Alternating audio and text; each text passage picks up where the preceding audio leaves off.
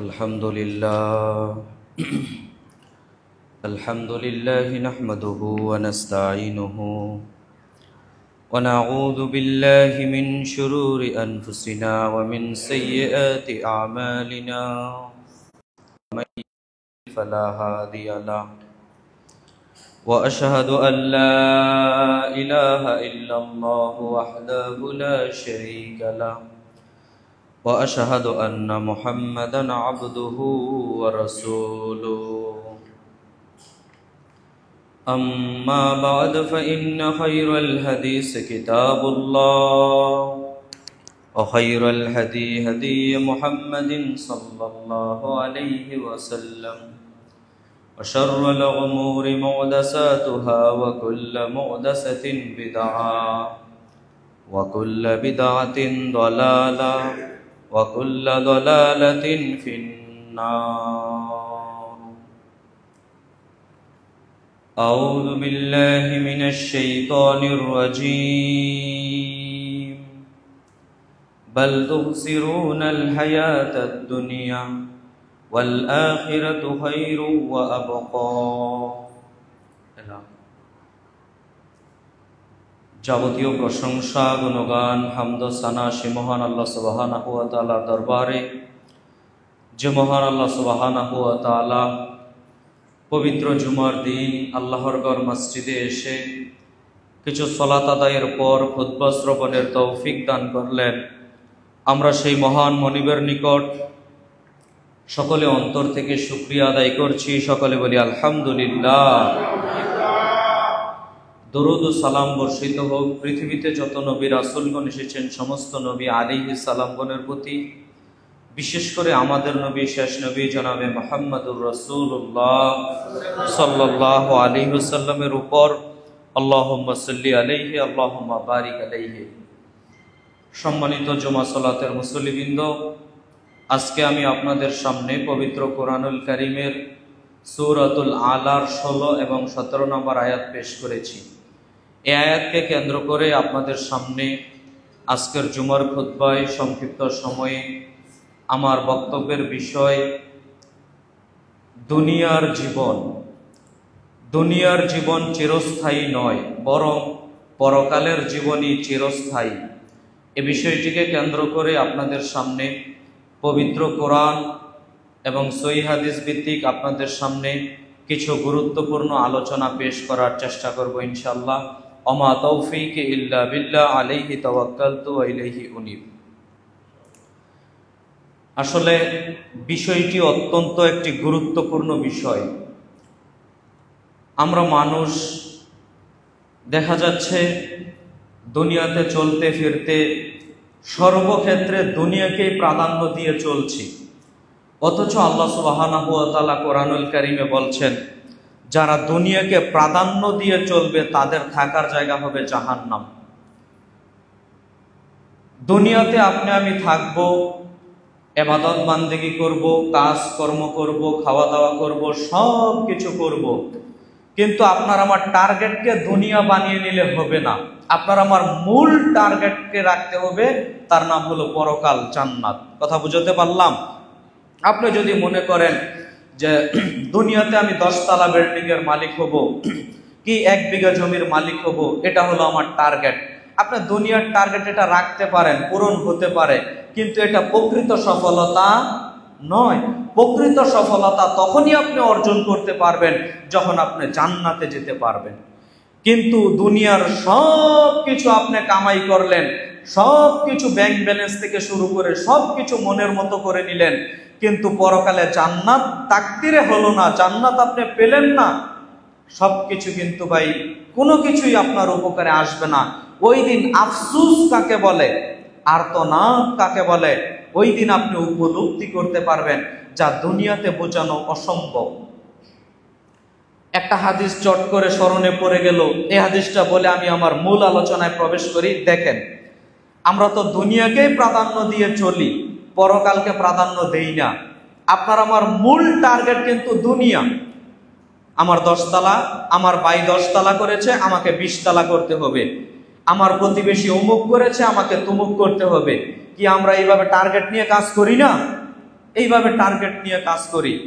কিন্তু এই দুনিয়ার সুখ শান্তি, দুনিয়ার এই সুখ শান্তি এটা বিন্দু মাত্র, এটা পরকালে আপনার মনেই থাকবে না।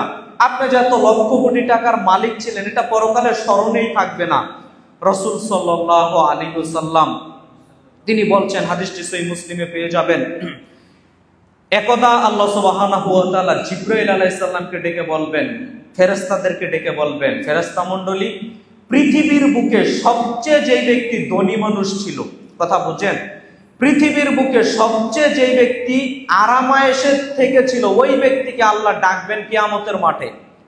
যেই ব্যক্তির টাকার কোনো কমতি ছিল না, সুখ শান্তির কোনো কমতি ছিল না, ওই ব্যক্তিকে আল্লাহ সুবহানাহু ওয়া তাআলা ডাকবেন, ডেকে বলবেন, শোনো বান্দা, তুমি কি পৃথিবীতে সুখ শান্তিতে সবচেয়ে বেশি সুখ শান্তিতে থাকা ব্যক্তি নও? তখন ওই ব্যক্তি বলবে, জি হ্যাঁ আমার প্রতিপালক, আমি পৃথিবীতে সবচাইতে বেশি টাকার মালিক ছিলাম, আমি পৃথিবীতে সবচাইতে সুখ শান্তিতে থাকা ব্যক্তি ছিলাম।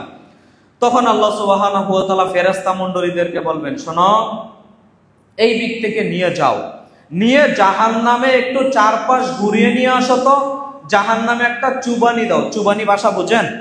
জাহান্নামে একটা চুবানি দিয়ে আবার নিয়ে আসো তো। ফেরেশতারা কথা শুনতে মানতে বাধ্য, এই ব্যক্তিকে নিয়ে যাবেন, জাহান্নামে নিয়ে একটা চুবানি দিবেন, চুবানি দিয়ে আবার আল্লাহর নিকট উপস্থিত। তখন আল্লাহ আবার মুখামুখি হয়ে ওই ব্যক্তিকে প্রশ্ন করবে, আচ্ছা বলো তো, তুমি কি পৃথিবীর সবচাইতে বেশি সুখ শান্তিতে থাকা ব্যক্তি নও? তুমি কি পৃথিবীর সবচাইতে বেশি টাকার মালিক ছিলে না? এই পর্যন্ত প্রশ্ন করতেই ওই ব্যক্তি বলবে, আল্লাহে, আল্লাহ তোমার মর্যাদার কসম করে বলছি, আল্লাহ তোমার সম্মানের কসম করে বলছি, আল্লাহ আমি ইতিপূর্বে সুখ কি জিনিস আমি আল্লাহ জীবনে দেখেই নাই। কথা বুঝাতে পারলাম? ইতিপূর্বে, দেখুন একটু আগে বলছে, আল্লাহ আমি পৃথিবীতে সবচেয়ে বেশি টাকার মালিক ছিলাম, আমি পৃথিবীতে সবচেয়ে বেশি সুখ শান্তিতে থাকা ব্যক্তি ছিলাম। আল্লাহ বলবেন, ফেরেশতা মণ্ডলী জাহান্নামে নিয়ে যাও, একটা চুবানি দাও, নিয়ে আসো। নিয়ে যাওয়া হলো, চুবানি দিল, আবার ঘুরিয়ে আনা হলো। আবার আল্লাহ প্রশ্ন করছেন, শোনো, তুমি কি পৃথিবীর সবচাইতে টাকার মালিক ছিলে না? তুমি কি পৃথিবীর সবচাইতে সুখ শান্তিতে থাকা ব্যক্তি ছিলে না? এখনই জবাবে বলছে, আল্লাহ হে, আল্লাহর কসম করে বলছি, আল্লাহ আমি পৃথিবীতে সুখ কি জিনিস এটা আল্লাহ আমি জীবনে দেখেই নাই। এবার দেখেন ভাই, মুরব্বিয়ানে কেরাম এবার একটু উপলব্ধি করতে পেরেছেন, চিন্তা ভাবনা করতে পেরেছেন? পৃথিবীর সবচেয়ে টাকার মালিক, সবচেয়ে সুখ শান্তিতে থাকা ব্যক্তি, আপনি আমি কি সবচেয়ে বেশি সুখ শান্তিতে থাকা ব্যক্তি না? আমার চেয়ে কত লক্ষ কোটি টাকার মালিক আছে, আমার চেয়ে কত সুখ শান্তিতে থাকা ব্যক্তি আছে। ওই ব্যক্তি আপনি আমি কিছুই না। ওই ব্যক্তিকে আল্লাহ সুবহানাহু ওয়া তাআলা আনবেন, দুনিয়ার সব সুখ শান্তি ভুলে যাবে, জাহান্নামের এক চুবানি খাওয়া মাত্র। বলেন, এই ব্যক্তি যখন জাহান্নামে অনন্তকাল থাকবে, চিরস্থায়ীভাবে থাকবে, যার কোনো শেষ নেই, জাহান্নামে কিভাবে টিকতে পারবে? বলেন, জাহান্নামের আযাব, জাহান্নামের শাস্তি কি করে আপনি আমি টিকতে পারবো? বলেন, দুনিয়ার পিছনে আপনি আমি দিন রাত অতিবাহিত করছি, শুধু দুনিয়া, শুধু দুনিয়া, শুধু দুনিয়া। কি লাভ হবে ভাই? কি লাভ হবে দুনিয়ার পিছনে এত ছুটে? সম্মানিত দ্বীনি মুসলিম ভাই বোন, আপনাকে আমি বলছিলাম, দুনিয়ার পিছনে এত ছুটে কোনো লাভ নেই। পরকালকেই আপনাকে আমাকে প্রধান টার্গেট বানাতে হবে। পরকালকে প্রধান টার্গেট বানিয়ে আল্লাহর ইবাদত বান্দেগি করতে হবে। আল্লাহকে রাজি খুশি করতে পারলে ইনশাআল্লাহ পরকালে সফলতা আসবে। এই দুনিয়ার 10 টাকার মালিক, দুনিয়ার 10 তলা বিল্ডিং, এটা চূড়ান্ত সফলতা নয়। এটাকে আপনি চূড়ান্ত সফলতা বানায়েন না। এবার আপনাকে আমি বলি, দুনিয়াকে প্রাধান্য দেওয়া কেমন আর পরকালকে প্রাধান্য দেওয়া কেমন? দুনিয়াকে প্রাধান্য দেওয়া কেমন আর পরকালকে প্রাধান্য দেওয়া কেমন? 1 মিনিট একটা উদাহরণ দেই, বুঝতে পারবেন। নমুনা, আসরের সময় মসজিদে আজান হয়ে গেল, কথার কথা আপনি আমি সবাই কাজে ব্যস্ত। যদিচ সবাই কাজে ব্যস্ত থাকবো না। সবাই কি কাজে ব্যস্ত থাকবো? সবাই কাজে ব্যস্ত থাকবো না। ধরে নিলাম সবাই কাজে ব্যস্ত থাকবো। আসরের সময় মসজিদে আজান হলো, এখন আজান শোনার পরেও যারা আল্লাহর ঘর মসজিদে চলে আসবে সালাত আদায়ের জন্য, আল্লাহর ডাকে সাড়া দিয়ে মসজিদে চলে আসবে সালাত আদায়ের জন্য, তারা নিঃসন্দেহে দুনিয়াকে নয় বরং পরকালকে প্রাধান্য দিল। কথা বুঝাতে পারলাম? আর যারা সালাত আদায় করবে না, নিজের কাজেই ব্যস্ত থাকবে, তারা নিঃসন্দেহে ভাই দুনিয়াকে প্রাধান্য দিল। তো দুনিয়াকে প্রাধান্য দেওয়া কেমন আর পরকালকে প্রাধান্য দেওয়া কেমন, আশা রাখি বিষয়টা বুঝতে পেরেছেন। আরো অনেক উদাহরণ দেওয়া যায়, যেমন আপনি দুনিয়াতে হালাল টাকা পয়সা ইনকাম করতে পারেন, আবার হারাম টাকা পয়সাও ইনকাম করতে পারেন, সুদ ঘুষ খেতে পারেন, অনেক অন্যায় পাপের কাজ আপনি করতে পারেন। আপনি যদি হালাল টাকা পয়সা ইনকাম করেন তাহলে নিঃসন্দেহে আপনি পরকালকে প্রাধান্য দিলেন, আর যদি হারাম টাকা পয়সা ইনকাম করেন তাহলে আপনি ভাই দুনিয়াকে প্রাধান্য দিলেন।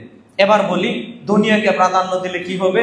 আপনি খোলেন পবিত্র কোরআনুল কারীমের সূরাতুল বাকারার 86 নম্বর আয়াতে আল্লাহ সুবহানাহু ওয়া তাআলা বলছেন, উলাইকাল্লাযিনা ইশতারাউল হায়াতাদ দুনিয়া বিল আখিরা ফালা ইউখাফফাফু আনহুমুল আযাব ওয়ালা হুম ইয়ানসুরুন। আল্লাহ সুবহানাহু ওয়া তাআলা বলছেন, যারা পরকালের বিনিময়ে দুনিয়ার জীবনকে কিনে নিয়েছে, যারা পরকালের বিনিময়ে দুনিয়ার জীবনকে ক্রয় করে নিয়েছে, তাদের শাস্তি আল্লাহ সুবহানাহু ওয়া তাআলা কিয়ামতের মাঠে দ্বিগুণ শতগুণ করে দিবেন। ওয়ালা হুম ইয়ানসুরুন, তাদের সাহায্যকারীও কিয়ামতের মাঠে কেউ থাকবে না। নিনেবা যারা পরকালের বিনিময়ে দুনিয়ার জীবনকে কিনে নিয়েছে, অর্থাৎ দুনিয়াকে প্রাধান্য দিয়েছেন, সালাত আদায় করেন না, আল্লাহর ডাকে সাড়া দেন না, হারাম টাকা পয়সা দিনরাত ইনকাম করছেন, বৈধ রুজি ভক্ষণ করতে পারেন না, দুনিয়াকে প্রাধান্য দিয়ে চলছেন। আল্লাহ সুবহানাহু ওয়া তাআলা বলছেন, যারা দুনিয়াকে প্রাধান্য দিয়ে চলবে তাদের শাস্তি কিয়ামতের দিন আমি আল্লাহ সুবহানাহু ওয়া তাআলা দ্বিগুণ শতগুণ করে দিব। ওয়ালা হুম ইয়ানসুরুন, আয়াতের শেষ অংশে আল্লাহ সুবহানাহু ওয়া তাআলা বলছেন, এবং তাদের জন্য কোনো সাহায্যকারীও কিয়ামতের মাঠে থাকবে না। দুনিয়াতে বিপদে পড়েছেন, কেউ না কেউ আপনাকে সাহায্য করে না ভাই? করে। কিন্তু কিয়ামতের দিন আপনি যদি বিপদে পড়ে যান, কে আপনাকে সাহায্য করবে বলেন?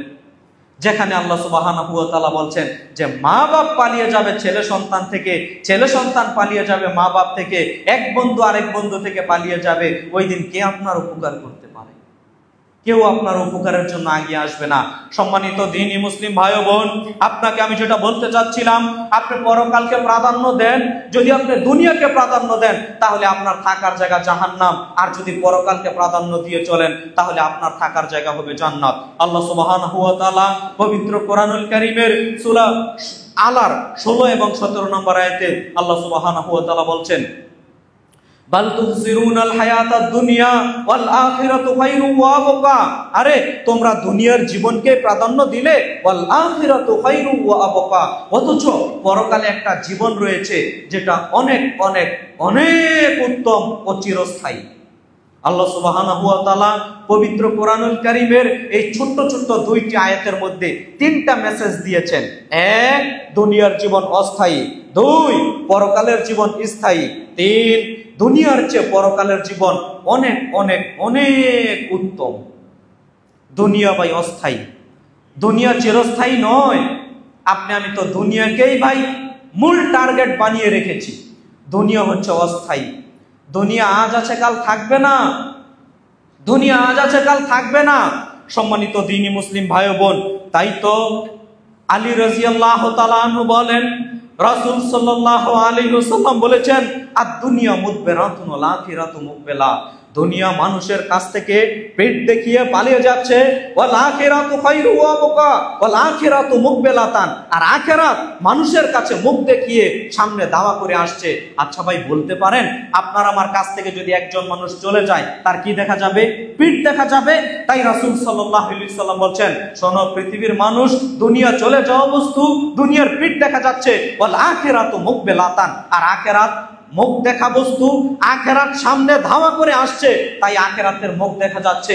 আল্লাহর নবী মুহাম্মদ সাল্লাল্লাহু আলাইহি ওয়াসাল্লাম বলছেন, পৃথিবীর মানুষ, তোমরা দুনিয়ার সন্তান হয়ো না, তোমরা পরকালের সন্তান হও। তোমরা দুনিয়ার সন্তান হয়ো না, তোমরা পরকালের সন্তান হও। কেন? দুনিয়া চলে যাওয়া বস্তু, দুনিয়া চলেই যাচ্ছে। তাই তো ইবনে ওমর রাদিয়াল্লাহু তাআলা আনহু বলেন, একদা নবী মুহাম্মদ সাল্লাল্লাহু আলাইহি সাল্লাম ইবনে ওমর রাদিয়াল্লাহু তাআলা আনহুর কাঁধে হাত রেখে আল্লাহর নবী বলছেন, শোনো ইবনে ওমর, কুন ফিদ দুনিয়া কান্নাকা গরিব আও আবিরু সাবিল উদ্দা নাফসাকা ফি আহলিল কবর। শোনো ইবনে ওমর, তুমি দুনিয়াতে চলো, তুমি দুনিয়াতে বসবাস করো, তুমি দুনিয়াতে থাকো, এমন ভাবে থাকো তুমি যেন একজন পথিক। শোনো ইবনে ওমর, উদ্দা নাফসাকা ফি আহলিল কবর, তুমি দুনিয়াতে চলো, দুনিয়াতে বসবাস করো, চলতে ফিরতে বসবাস করতে গিয়ে তুমি দুনিয়াতে নিজেকে একজন কবরের বাসিন্দা মনে করো। কয়জন মানুষ আপনি আমি এমন আছি, দুনিয়াতে থাকি, চলি ফিরি, কিন্তু নিজেকে একজন কবরের বাসিন্দা মনে করি? কয়জন মানুষ আছি? একটু আগিয়ে বসেন। সম্মানিত দ্বীনি মুসলিম ভাই বোন, আপনাকে আমি এই ভাগ্য বলে বুঝাতে পারবো না। নবী মুহাম্মদ সাল্লাল্লাহু আলাইহি সাল্লাম ইবনে ওমর রাদিয়াল্লাহু তাআলা আনহুর কাঁধে হাত রেখে বললেন, শোনো ইবনে ওমর, তুমি দুনিয়াতে চলো, দুনিয়াতে এমন ভাবে চলো নিজেকে একজন পথিক মনে করো, পথিক। দুনিয়াতে চলো এমন ভাবে নিজেকে একজন মুসাফির মনে করো। পথিক কাকে বলে, মুসাফির কাকে বলে, আপনাকে আমি কি দিয়ে বুঝাই? আমি নারায়ণগঞ্জ মাতান গ্রাম থেকে এসেছি, আপনাদের এখানে আসলাম, সোনপাড়া ভুইয়াবাড়ি জামে মসজিদে খুতবা দিব, কিছু সময় থাকবো, আবার চলে যাব। এ হচ্ছে পথিকের সময়, এ হচ্ছে মুসাফিরের সময়। আমি নারায়ণগঞ্জ থেকে রওনা দিয়েছি, আমি ঢাকা যাব, মধ্যখানে আমি গাউসিয়া স্টেশনে গিয়ে থামলাম। এ হচ্ছে পথিকের জীবন, এ হচ্ছে মুসাফিরের জীবন। নবী মুহাম্মদ সাল্লাল্লাহু আলাইহি সাল্লাম বলছেন, পৃথিবীর মানুষ শোনো, তোমরা দুনিয়াতে থাকো এমন ভাবে, কুন ফিদ দুনিয়া কান্নাকা গরিব আও আবিরু সাবিল আও উদ্দা নাফসাকা ফি আহলিল কবর। দুনিয়াতে থাকো এমন ভাবে নিজেকে একজন পথিক ভাবো, দুনিয়াতে থাকো এমন ভাবে নিজেকে একজন মুসাফির ভাবো, আও উদ্দা নাফসাকা ফি আহলিল কবর। দুনিয়াতে থেকে নিজেকে একজন কবরের বাসিন্দা মনে করো। আপনি আমি কোশ্চিন কালেও ভাই নিজেকে কবরের বাসিন্দা মনে করি না। কবরের বাসিন্দা মনে করা উচিত আপনি আমি মারা যাব, আপনি আমি মৃত্যুবরণ করব। এই কথা কার স্মরণে আছে ভাই? এই কথা কয়জন মানুষ উপলব্ধি করতে পারে? আমি মৃত্যুবরণ করব, মরণের কথা কে বারবার স্মরণ করে? তাই তো রাসূল সাল্লাল্লাহু আলাইহি সাল্লাম বলেন, আকসিরুজ যিকরা হাযিমিল লাযযাতিল মাউত। পৃথিবীর মানুষ তোমরা ওই জিনিসটাকে বেশি বেশি স্মরণ করো, পৃথিবীর মানুষ তোমরা ওই জিনিসটাকে বেশি বেশি স্মরণ করো যেই জিনিসটাকে তোমাদের দুনিয়াবি যত স্বাদ আছে, দুনিয়াবি যত আশা আছে, ওইটাকে কেটে দেয়, ওইটাকে করচ্ছিন্ন বসিয়ে দেয়। তার নাম হলো মউত, তার নাম হলো মৃত্যু। তোমরা ওই মৃত্যুটাকে বেশি বেশি স্মরণ করো। আকসিরুজ যিকরা হাযিমিল লাযযাতিল মাউত। তোমরা ওই জিনিসটাকে বেশি বেশি স্মরণ করো যেই জিনিসটাকে স্মরণ করলে তোমাদের দুনিয়াবি যত স্বাদ আছে সব স্বাদকে বিনষ্ট করে দেয়। সম্মানিত দ্বীনি মুসলিম ভাই বোন, মরণের কথা কে কয়জন কয়দিন কোন সময় স্মরণ করি বলেন? আপনি আমি ওই 10 বছর পরে কি করব, 20 বছর পরে কি করব, ওই প্ল্যান, ওই চিন্তা ভাবনা নিয়ে আপনি আমি দুনিয়াতে বসবাস করি ভাই। এটা আপনার আমার চিন্তা ভাবনা, কিন্তু মারা যাব, মৃত্যুবরণ করব, মরণের কথা স্মরণ করতে হবে। এই কথা ভাই কয়জন মানুষ স্মরণ করে বলেন আপনি আমাকে? কয়জন মানুষ মৃত্যুর কথা স্মরণ করতে পারে? যদি মানুষ সত্যিকার অর্থেই মৃত্যুর কথা স্মরণ করত তাহলে তো মানুষ পাপ করতো না, গুনাহের কাজ করতো না। সম্মানিত দ্বীনি মুসলিম ভাই বোন, আপনি রাসূল সাল্লাল্লাহু আলাইহি সাল্লামের হাদিসের দিকে লক্ষ্য করলে বুঝতে পারবেন। ইবনে ওমর রাদিয়াল্লাহু তাআলা আনহু থেকে আরেকটা হাদিস বিবরণ এসেছে। তিনি বলেন, ইবনে ওমর রাদিয়াল্লাহু তাআলা আনহু বলেন, রাসূল সাল্লাল্লাহু আলাইহি ওয়াসাল্লাম তিনি বলেছেন, ইযা আমসাইতা ফালা তানতাজিরিস সামা ওয়া ইযা আসবাহতা ফালা তানতাজিরিল মাসা। পৃথিবীর মানুষ শোনো, তুমি যদি সকালে বেঁচে থাকো সন্ধ্যা পর্যন্ত বেঁচে থাকবে এই আশা তুমি করিও না। নবী সাল্লাল্লাহু আলাইহি সাল্লাম বলেন, শোনো, তুমি যদি সন্ধ্যা পর্যন্ত বেঁচে থাকো পরের দিন সকাল পর্যন্ত বেঁচে থাকবা এই আশাই তুমি করিও না। আপনাকে আমি এই বাক্য কি দিয়ে বুঝাতে পারি? নবী সাল্লাল্লাহু আলাইহি সাল্লাম বলছেন, তুমি যদি সকালে বেঁচে থাকো সন্ধ্যা পর্যন্ত বেঁচে থাকবা এই আশা তুমি করিও না। সন্ধ্যা পর্যন্ত যদি বেঁচে থাকো পরের দিন সকাল পর্যন্ত বেঁচে থাকবে এই আশাই তুমি করিও না। বলেন এই আশা করি না আপনি আমি? করি না মানে ওই যে বললাম 10 বছর পরে কি করব, ওই প্ল্যান, ওই চিন্তা ভাবনা দিন রাত আপনার আমার মাথার মধ্যে ঘুরপাক করে। অথচ নবী সাল্লাল্লাহু আলাইহি ওয়াসাল্লাম বলছেন সকালে বেঁচে থাকলে সন্ধ্যা পর্যন্ত বেঁচে থাকবা, এই আশা তুমি করিও না। সন্ধ্যা পর্যন্ত বেঁচে থাকলে পরের দিন সকাল পর্যন্ত বেঁচে থাকবা, এই আশা তুমি করিও না। যদি আশা না করো পাপ করবা না, আর যদি আশা করো পাপ দিন রাত করবে, দিন রাত পাপ করবে। একটা উদাহরণ দেই, বুঝতে পারবেন। কথার কথা একজন ব্যক্তির একটা ফাঁসির নির্ধারণ হলো রাত 3টা বাজে ফাঁসি কার্যকর হবে। কথা বোঝা যায়? রাত 3টা বাজে ফাঁসি কার্যকর হবে, এটা একটা নির্ধারণ, ফয়সালা হয়ে গেল। এখন ফাঁসি মানে মৃত্যু সুনিশ্চিত, মরণ চলে আসবে। এখন রাত যখন 1টা বাজে, তখন ওই ব্যক্তির নিকট আপনি আগমন করলেন, গেলেন, গিয়ে বললেন ভাই তোমার তো রাত 3টা বাজে ফাঁসি হবে। জি আমার রাত 3টা বাজে ফাঁসি হবে। আচ্ছা ঠিক আছে, তুমি তো আর কিছুক্ষণ পরে মৃত্যুবরণ করবা, তুমি তো দুনিয়াতে গান বাজনা ভালোবাসতে, এই যেন গান বাজনার যত বাদ্যযন্ত্র আছে সব তোমার নিকট নিয়ে উপস্থিত, তুমি যত আনন্দ ফুর্তি করার করে নাও। বলেন তো ওই মুহূর্তে কি করবে? তুমি তো মদ পান করতে, তুমি তো বিড়ি সিগারেট খেতে, তুমি তো নেশাদার দ্রব্য পান করতে, দুনিয়াবি হারাম যত ভালোবাসতো সব নিয়ে তার নিকট উপস্থিত হন। ওই মুহূর্তে কি পাপের কাজ করবে ভাই? বিবেকে বলে করবে? এ কথাই নবী সাল্লাল্লাহু আলাইহি ওয়াসাল্লাম বলছেন, শোনো সকালে বেঁচে থাকলে সন্ধ্যা পর্যন্ত বেঁচে থাকবা, এ আশা করিও না। আশা না করলে পাপ করবা না, আর আশা যদি করো পাপ ঘটবেই ঘটবে। সম্মানিত দ্বীনি মুসলিম ভাই ও বোন, আপনাকে আমাকে অবশ্যই পরকালকে প্রাধান্য রেখে দুনিয়াতে বসবাস করতে হবে, দুনিয়াতে চলতে হবে। সম্মানিত দ্বীনি মুসলিম ভাই ও বোন, পরকালকে প্রাধান্য রেখে দুনিয়াতে চলার চেষ্টা করবেন, তাহলে আপনি সফল হতে পারবেন। মুসলিম গ্রন্থের বিবরণ, মুস্তাওরিদ ইবনে সাদ্দাদ রাদিয়াল্লাহু তাআলা আনহু বলেন, রাসূল সাল্লাল্লাহু আলাইহি ওয়াসাল্লাম বলেছেন, ওয়াল্লাহি মা দুনিয়া ফিল আখিরা ইল্লা মিসলামা ইয়াজালু আহাদুকুম ইয়াসবাউ ফিল ইম্মে ফালয়ানজুর বিমা ইয়ারজি। মুসলিম গ্রন্থের বিবরণ, মুস্তাওরিদ ইবনে সাদ্দাদ রাদিয়াল্লাহু তাআলা আনহু বলেন, রাসূল সাল্লাল্লাহু আলাইহি ওয়াসাল্লাম বলেছেন, পৃথিবীর মানুষ শোনো, তোমাদের কোনো মানুষ দুনিয়া আর পরকাল, দুনিয়া আর পরকাল এই দুইটার যদি কোনো মানুষ পার্থক্য করতে চায়, এই দুইটার যদি কোনো মানুষ তুলনা করতে চায়, এই দুইটার যদি কোনো মানুষ দৃষ্টান্ত নিতে চায়, তাহলে ওই ব্যক্তি যেন বিশাল এক সাগরের নিকট চলে যায়, সাগরের নিকট গিয়ে তার আঙ্গুলটা এইভাবে ঢুকাবে, ঢুকিয়ে তুলে দেখবে তার আঙ্গুলে কয়েক ফোঁটা পানি উঠেছে, আঙ্গুলের কয়েক ফোঁটা পানি আর বিশাল সাগরের পানি, এই দুই পানির পার্থক্য যত, ইহকালের সুখ শান্তি আর পরকালের সুখ শান্তির পার্থক্য তত। সম্মানিত জুমা সালাতের মুসল্লিবৃন্দ, হয়তো এই মুসলিম গ্রন্থের হাদিসটি আপনাকে আমি স্পষ্টভাবে বুঝাতে পারিনি। আবার বলি, মুস্তাওরিদ ইবনে সাদ্দাদ রাদিয়াল্লাহু তাআলা আনহু বলেন, রাসূল সাল্লাল্লাহু আলাইহি ওয়াসাল্লাম বলেছেন, ওয়াল্লাহি মা দুনিয়া ফিল আখিরা ইল্লা মিসলামা ইয়াজালু আহাদুকুম ইয়াসবাউ ফিল ইম্মে ফালয়ানজুর বিমা ইয়ারজি। তোমাদের কোনো মানুষ যদি দুনিয়ার সুখ শান্তি, দুনিয়ার সুখ শান্তি কি? 10 তলা বিল্ডিং, 50 তলা বিল্ডিং। দুনিয়ার সুখ শান্তি কি? একটা ভালো মোটরসাইকেল।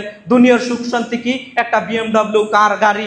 দুনিয়ার সুখ শান্তি কি? একটা ভালো সুন্দরী নারী। দুনিয়ার সুখ শান্তি কি? মজাদার আরামদার খাদ্যগুলো, খাদ্যদ্রব্য, এইগুলো হচ্ছে দুনিয়ার সুখ শান্তি, দুনিয়ার নিয়ামত। আল্লাহর নবী বলছেন, দুনিয়ার সুখ শান্তি আর পরকালের সুখ শান্তি মানে জান্নাত, জান্নাতে আপনি কি পাবেন, এই দুইটার যদি কম্পেয়ার আপনি করতে চান, দুনিয়াতে তো 1000 তলা বিল্ডিং আছে, দুনিয়াতে তো খুব মজাদার খাদ্য আছে, এই সব সুখ শান্তি একদিকে, আর জান্নাতের সুখ শান্তি, এই দুইটার যদি কোনো মানুষ কম্পেয়ার, তুলনা করতে চায়, তাহলে ওই ব্যক্তি যেন বিশাল এক সাগরের মধ্যে চলে যায়। কোথায় চলে যায়? সাগরের মধ্যে। সাগরের মধ্যে গিয়ে ওই ব্যক্তি যেন তার আঙ্গুলটা এইভাবে ঢুকায়, ঢুকিয়ে তুলে দেখবে তার আঙ্গুলে কয়েক ফোঁটা পানি উঠেছে। কয়েক ফোঁটা পানি উঠবে না, কয়েক ফোঁটা পানি উঠবে। এই আঙ্গুলের কয়েক ফোঁটা পানি হচ্ছে দুনিয়ার সব সুখ শান্তি, আর এই যে বিশাল সাগর, এ হচ্ছে জান্নাতের সমতুল্য। আপনাকে আমি কি দিয়ে বুঝাই ভাই জান্নাত কি জিনিস, জান্নাতের নিয়ামত কি, জান্নাত কি জিনিস, এ আপনাকে আমি কি দিয়ে বুঝাই?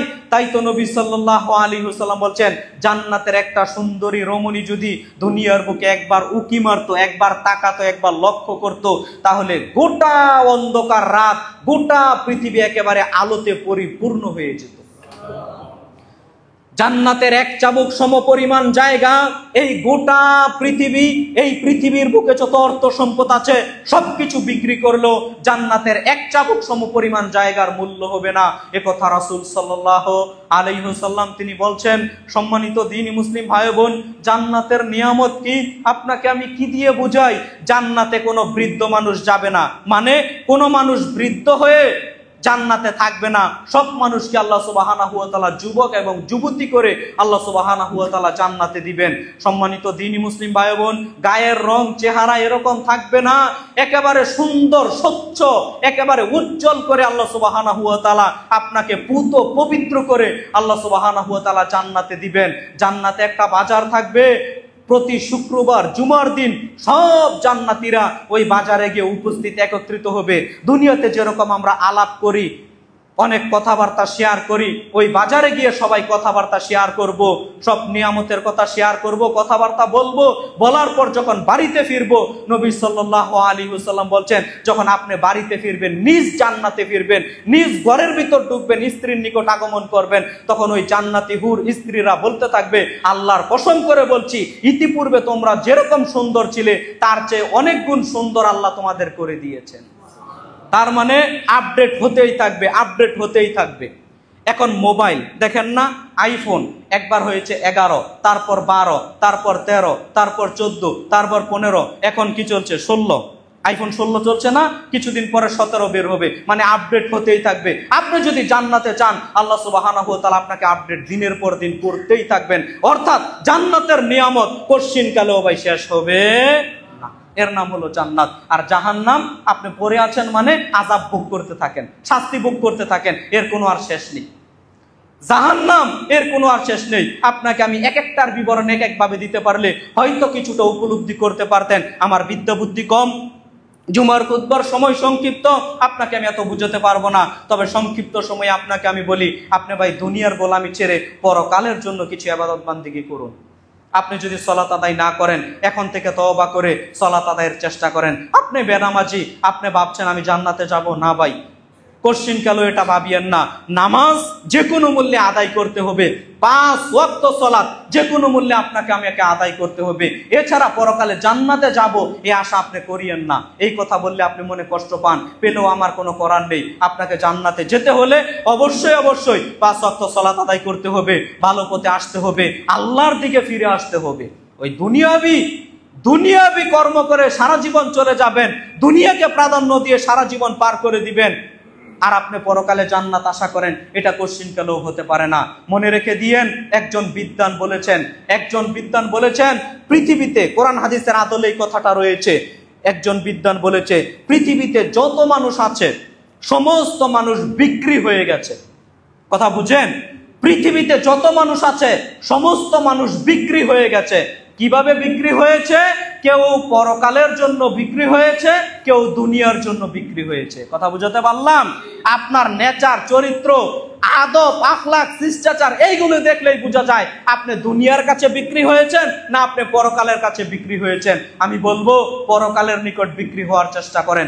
সম্মানিত দ্বীনি মুসলিম ভাই বোন, আপনাদের আমি বিনীতভাবে অনুরোধ করব, পরকালকে প্রাধান্য দিয়ে চলার চেষ্টা করেন। সার্বিক জীবনটা পরিবর্তন করে ফেলেন, আল্লাহর দিকে ফিরে আসুন। ভাই 2 দিনের দুনিয়া, বললাম দুনিয়া চলে যাওয়া বস্তু, পিঠ দেখিয়ে চলে যাচ্ছে। এই দুনিয়ার গোলামি করে লাভ কি হবে ভাই বলেন? সম্ভব হলে একটু আগিয়ে বসেন। সম্মানিত দ্বীনি মুসলিম ভাই ও বোন, আপনাদের আমি যেটা বলতে চাচ্ছিলাম, দেখেন সম্ভব হলে একটু আগিয়ে বসেন, পিছনের বাইরা দাঁড়িয়ে আছেন, আপনারা বসে পড়েন। সম্মানিত জুমা সালাতের মুসল্লিবৃন্দ, আপনাদের আমি কি দিয়ে বুঝাতে পারি? দুনিয়া চলে যাওয়া বস্তু, দুনিয়া চলে যাচ্ছে, পরকালকে প্রাধান্য দেন, পরকালের ইবাদত বান্দিগি করার চেষ্টা করেন, আল্লাহকে সন্তুষ্ট করার চেষ্টা করেন। সম্মানিত দ্বীনি মুসলিম ভাই ও বোন, জান্নাতের নিয়ামতের কথা আপনার সামনে আমি 2-1টা ছিটাফোঁটা বললাম। এই জান্নাতকে হাতছাড়া করিয়েন না। জান্নাতের ফল আপনার যেটা মন চাইবে ওইটাই আল্লাহ প্রস্তুত করে দিবেন। এখন কথার কথা, আপনার বাড়িতে দেশি মুরগি আছে, আপনার নিজের মুরগি, আপনার মন চেয়েছে মুরগিটা খাওয়ার জন্য, এরপরও কত কষ্ট করতে হবে, ধরতে হবে, জবাই করতে হবে, মশলা এনে রান্না করতে হবে, পাকশাক করতে হবে, এরপরে খাবার খেতে পারবেন, তাই নয় কি? কিন্তু জান্নাত আপনি জান্নাতে যাবেন। মুরগির গোশত খাওয়ার মন চেয়েছে, আল্লাহ এমন বালক প্রস্তুত করে রেখেছেন আপনাকে সেবা করার জন্য, ছোট ছোট কচি কচি বালক, ওইগুলো আপনার নিকটে সে উপস্থিত। এই জান্নাত ভাই হাতছাড়া করিয়েন না। জান্নাতের নিয়ামত কি? আপনার ফল গাছে ফল ধরেছে, দুনিয়াতে যত ফল ফলাদি আছে জান্নাতেও সমস্ত ফল ফলাদি থাকবে, নামের মতো নাম থাকবে, কিন্তু গুণ হবে ভিন্ন। কথা বুঝাতে পারলাম? দুনিয়ার আম যেরকম মজা, জান্নাতের আম কি ওই রকম মজা হবে? না, এটা আপনি তুলনাই করতে পারবেন না জান্নাতের আমের মজাদার কিরকম হতে পারে। সম্মানিত দ্বীনি মুসলিম ভাই ও বোন, জান্নাতে নদীর ঝর্ণা থাকবে, জান্নাতে মধুর ঝর্ণা থাকবে, কত নিয়ামত আর নিয়ামত। জান্নাতে সুন্দর সুন্দর বাগান থাকবে যেখানে আপনি সময় অতিবাহিত করতে পারবেন। আল্লাহ আপনাকে জান্নাতে এমন একটা গোড়া দিবেন যেটাতে ঘুরে উড়ে উড়ে আপনি সবকিছু দেখতে পারবেন। জান্নাতের বিল্ডিং, এমন দামি দামি বিল্ডিং আল্লাহ আপনাকে দিবেন। রাসূল সাল্লাল্লাহু আলাইহি সাল্লাম বলেছেন, জান্নাতে আল্লাহ সুবহানাহু ওয়া তাআলা এমন দামি প্রাসাদ বিল্ডিং আল্লাহ সুবহানাহু ওয়া তাআলা দিবেন। তিরমিজিতে একটা হাদিস এসেছে, 4টা বৈশিষ্ট্য। তিরমিজির 2527 নম্বর হাদিস খুললে আপনি পেয়ে যাবেন। আলী রাদিয়াল্লাহু তাআলা থেকে হাদিসটি বর্ণিত। তিনি বলেছেন, ইন্না ফিল জান্নাতি গুরাফান ইউরা যুহুরুহা মিন বুতুনুহা ওয়া বুতুনুহা মিন যুহুরিহা। জান্নাতের এমন কতগুলো প্রাসাদ আছে, বিল্ডিং আছে, যে প্রাসাদ বিল্ডিং এর ভিতর থেকে বাহির দেখা যাবে, বাহির থেকে ভিতর দেখা যাবে। সুবহানাল্লাহ! এত স্বচ্ছ, এত স্বচ্ছ উন্নত মানের পদার্থ দিয়ে আল্লাহ সুবহানাহু ওয়া তাআলা জান্নাতের বিল্ডিং গুলো আপনার জন্য প্রস্তুত করে রেখেছেন। সম্মানিত দ্বীনি মুসলিম ভাই বোন, আপনি জান্নাতের ভিতরে থাকবেন, বাহিরে সবকিছু দেখতে পারবেন, বাহিরে থাকবেন, ভিতরে সবকিছু দেখতে পারবেন। আল্লাহর নবী জান্নাতের বিল্ডিং এর বিবরণ দিতে গিয়ে বললেন, একটা ইট হবে স্বর্ণের, একটা ইট হবে রূপার। বলেন তো, এই মসজিদে যদি একটা স্বর্ণের ইট থাকতো, মসজিদ হলো কয়েকজন মিলে এসে বলতো এটা কি করে নেওয়া যায়? স্বর্ণের রূপার ইট, এই জান্নাত, এই জান্নাত ভাই হাতছাড়া করিয়েন না। সম্মানিত দ্বীনি মুসলিম ভাই বোন, আর কিছু বোকা শ্রেণীর মানুষ আছে জানেন, অনেক সময় আমাদের প্রশ্ন করে, হুজুর জান্নাতে এইটা পাবো ওইটা পাবো। আরে ভাই, এই প্রশ্নই ভাই করার কি প্রয়োজন? জান্নাত আপনার মনে যা চাইবে তাই আপনি পাবেন। কথা বুঝাতে পারলাম? জান্নাতে যদি আপনি যেতে পারেন, মনে যা চাইবে তাই আপনি পাবেন। এক কথায় উত্তর, মা বোন, আপনি জান্নাতে গেলে আপনার মনে যা চায় আপনি তাই পাবেন। সবকিছু মিলিয়ে নিতে পারবেন, সব পেয়ে যাবেন, কোনো কিছু আর বাকি থাকবে না। যদি আপনার মনে চায় একটা আর জান্নাতে আপনি পাবেন না, তাহলে এর নাম তো জান্নাত নয়। আপনার মনে যা চাইবে তাই আপনি জান্নাতে পেয়ে যাবেন। সম্মানিত দ্বীনি মুসলিম ভাই বোন, আপনাদের আমি কি দিয়ে বুঝাই? জান্নাতের নিয়ামত। যদি আপনি জান্নাতের নিয়ামত, জান্নাত ভোগ করতে চান, তাহলে অবশ্যই অবশ্যই দুনিয়াতে ইবাদত করা লাগবে না লাগবে না? ইবাদত করা লাগবে, আল্লাহকে সন্তুষ্ট করা লাগবে। আপনি আল্লাহকে সন্তুষ্ট করেন। সম্মানিত দ্বীনি মুসলিম ভাই বোন, আল্লাহর ইবাদত বান্দিগি করেন, মসজিদে আসেন, মসজিদে দান সাদাকা করেন, ইবাদত বান্দিগি করেন। কষ্ট লাগে একটা কথা বলি, বিভিন্ন জায়গায় ভাই দেখতে পাই অপ্রাসঙ্গিক কথা, এরপরেও কথাটা বলি। যেহেতু কিছুদিন পূর্বে কেন, প্রায় সময় এটা বাংলাদেশের মাটিতে ঘটে থাকে। আরে আশ্চর্য লাগে, এদেশের এক শ্রেণীর হুজুররা দেখবেন আহলে হাদিসদের মসজিদ ভেঙে দেয়, তাই না? তাওহীদি জনতা নাম দিয়ে দেখবেন, তাওহীদি জনতাদেরকে নিয়ে মসজিদে জেরার নাম দিয়ে মসজিদগুলো আহলে হাদিসদের, আপনারা জানেন না এটা তো আহলে হাদিস অধ্যুষিত এলাকা, এখানে আহলে হাদিস শুধু আহলে হাদিস। আমরা বিভিন্ন জায়গায় সফর করি, ব্রাহ্মণবাড়িয়া কিছুদিন পূর্বে, এর আগে আপনার ওই মসজিদেও আমি গিয়েছি। আপনার বিভিন্ন জায়গাতে, সালথায় যে মসজিদটা ছিল, সম্মানিত ফরিদপুর, সালথা, বিভিন্ন জায়গায়, বাংলাদেশের বিভিন্ন জায়গায়, এরপরে ভোলার মধ্যে বিভিন্ন জায়গায় দেখবেন মাঝে মধ্যে যেখানে সুযোগ পায় বিদআতীরা আহলে হাদিসদের মসজিদগুলো ভেঙে দেয়। আরে ভাই, বুঝলাম বুকের উপর হাত বাঁধে, বুঝলাম রফুল ইয়াদাইন করে, বুঝলাম জুরে আমিন বলে, এই বলে মসজিদে আঘাত করতে হবে? এত সাহস তোমার কি করে আসতে পারে? অন্তরে কি আল্লাহর ভয় আসে না? অন্তর কি কাঁপে না? ওই হুজুর তাওহীদি জনতাদেরকে নিয়ে বলে এই মসজিদ ভাঙতে পারলে নাকি নেকি হবে। আরে ভাই আশ্চর্য, মসজিদ আল্লাহর ঘর, এটা কি আমার জন্য নির্মাণ করেছি? মসজিদ নির্মাণ করেছি আল্লাহর ইবাদত করার জন্য, সিজদা দেওয়ার জন্য। এই মসজিদ ভেঙে দিয়ে ও ক্ষমতা দেখায়, এই ক্ষমতা চিরকাল থাকবে না ভাই, এই ক্ষমতা চিরকাল থাকবে না। আমি বলে গেলাম, মসজিদ নির্মাণ করবেন, মসজিদের সহযোগিতা করবেন, দান সাদাকা করবেন। কখনো এই হিম্মত কোনো মানুষ যেন না দেখায় যে মসজিদের গায়ে আঘাত করছি, মসজিদ ভেঙে দিচ্ছি। সম্মানিত দ্বীনি মুসলিম ভাই বোন, আল্লাহর জমিনে ওই ব্যক্তির চেয়ে বড় জালেম আর থাকতে পারে না। আচ্ছা বলেন তো, যেই হুজুরেরা, যেই তাওহীদি জনতাগুলো আহলে হাদিসদের মসজিদ ভেঙে দিচ্ছে, ওই হুজুর, ওই তাওহীদি জনতা কয়টা সিনেমা হল ভেঙেছে? একটাও না। কয়টা অবৈধ স্থাপনা ভেঙেছে বলতে পারেন? একটাও ভাঙে না। দেখবেন প্রায় সময় ফতুয়া জারি হয়, মসজিদে মহিলারা কেন? আরে ভাই, মসজিদে যদি মহিলারা, মা বোনেরা না আসে তো কোথায় আসবে মা বোনেরা? মসজিদে যদি মা বোনেরা না আসে তো মসজিদে মা বোনেরা কোথায় মা বোনেরা যাবে? ওই হুজুরেরা ফতুয়া দেয়। বাজারে যাবে মা বোনেরা, ওইখানে হারাম ফতুয়া দেয় না। কথা বুঝাতে পারলাম? কিন্তু মসজিদে যাবে মা বোনেরা, খুতবা শুনবে, সালাত আদায় করবে, ওইখানে এক শ্রেণীর মাথা মোটা মুফতিরা দেখবেন ফতুয়া দেয় মসজিদে যাওয়া মহিলাদের জন্য হারাম। অথচ বাজারে যাচ্ছে, পার্কে যাচ্ছে, ওইখানে যাচ্ছে, মেলাতে যাচ্ছে, নানির বাড়ি ঘুরতে যাচ্ছে, কত জায়গাতে যাচ্ছে, একদিন ওই হুজুরের মুখ দিয়ে এই ফতুয়া আসে না যে বাজারে যাওয়া হারাম। বাধা দেবে না, কিন্তু মসজিদ এইখানে ফতুয়া জারি করে দেয়। কষ্ট লাগে অন্তরে, কষ্ট থেকে এই কথাগুলো বললাম। সম্মানিত দ্বীনি মুসলিম ভাই বোন, এটা আমাদের আবেগের জায়গা। মসজিদে এসে সালাত আদায়ের করার চেষ্টা করবেন, মসজিদ মুখী হওয়ার জীবন যাপন করার চেষ্টা করবেন। শোনেন, রাসূল সাল্লাল্লাহু আলাইহি ওয়াসাল্লাম বলেছেন, আজকের আলোচনার শেষ হাদিসের সংক্ষিপ্ত টিকা। রাসূল সাল্লাল্লাহু আলাইহি ওয়াসাল্লাম বলেছেন, সাবাতুন ইযিল্লুহুমুল্লাহু ফি যিল্লিহি ইয়াউমা লা যিল্লা ইল্লা যিল্লুহু। বিচারের কাঠগড়াতে 7 শ্রেণীর লোক আল্লাহর আরশের নিচে স্থান পাবে। তাদের তৃতীয় নম্বরে নবী সাল্লাল্লাহু আলাইহি ওয়াসাল্লাম বলছেন, ওই ব্যক্তিও আল্লাহর আরশের নিচে স্থান পাবে যেই ব্যক্তির অন্তরটা মসজিদের সাথে ঝুলন্ত থাকবে। বলি সুবহানাল্লাহ। ভাই, অন্তর মসজিদের সাথে ঝুলন্ত রাখার চেষ্টা করবেন, মসজিদে এসে সালাত আদায়ের চেষ্টা করবেন।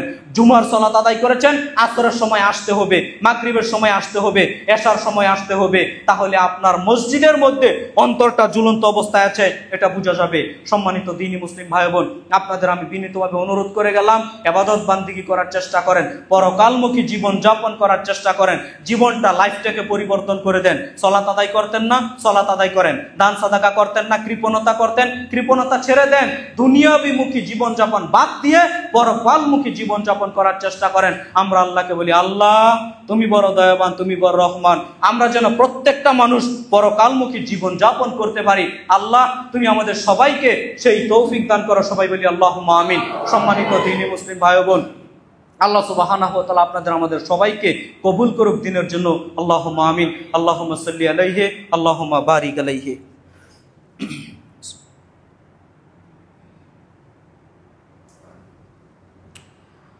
আলহামদুলিল্লাহ।